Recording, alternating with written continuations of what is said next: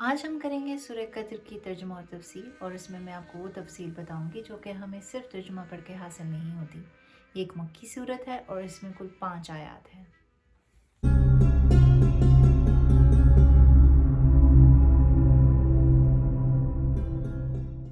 اللہ تعالیٰ پہلی آیت میں ارشاد فرما رہے ہیں، بے شک ہم نے اس قرآن کو لیلۃ القدر میں نازل فرمایا۔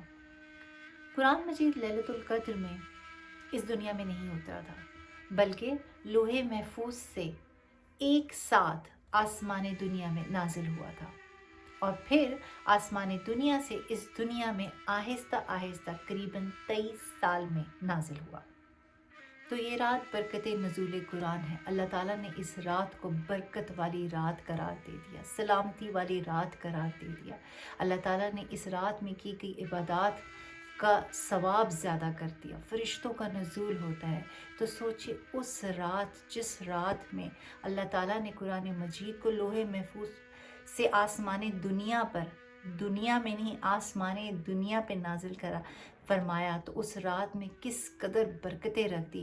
تو ہمارے نبی صلی اللہ علیہ وآلہ وسلم جس رات اس دنیا میں تشریف لے کر آئے، تو وہ رات کتنی برکتوں والی رات ہوگی۔ اور جس طرح لیلۃ القدر ہر سال پلٹ کر آتی ہے اور اپنے ساتھ اسی طرح فضائل و برکات لے کر آتی ہے، اسی طرح نبی کریم صلی اللہ علیہ وآلہ وسلم کی پیدائش کا دن بھی ہر سال جب پلٹ کر آتا ہے تو اپنے ساتھ برکتیں اور رحمتیں لے کر آتا ہے۔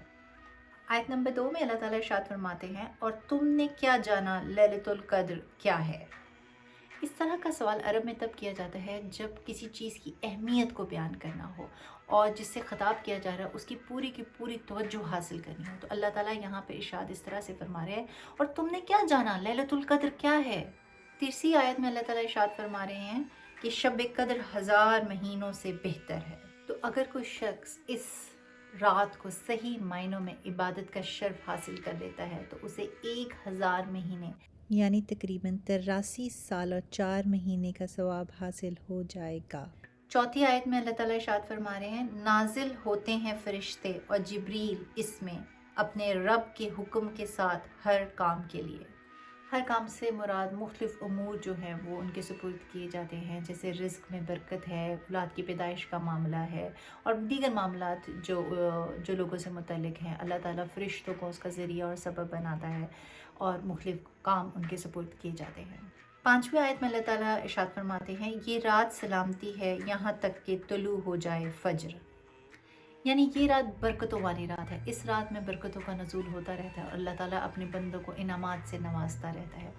اس رات کے متعلق نبی کریم صلی اللہ علیہ وآلہ وسلم کی مشہور روایت ہے کہ نبی کریم صلی اللہ علیہ وسلم نے حکم دیا کہ اس رات کو رمضان کے آخری عشرے کی طاق راتوں میں تلاش کرو، یعنی 21، 23، 25، 27 اور 29ویں رات میں۔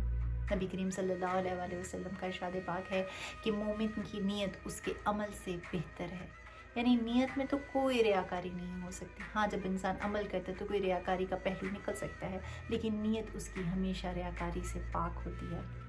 اگر ہم ابھی اسی وقت یہ نیت کر لیں کہ ہم اس رمضان کی طاق راتوں میں اللہ کی عبادت کریں گے تو اس نیت کا ثواب ہمارے نامہ عمل میں لکھ دیا جائے گا۔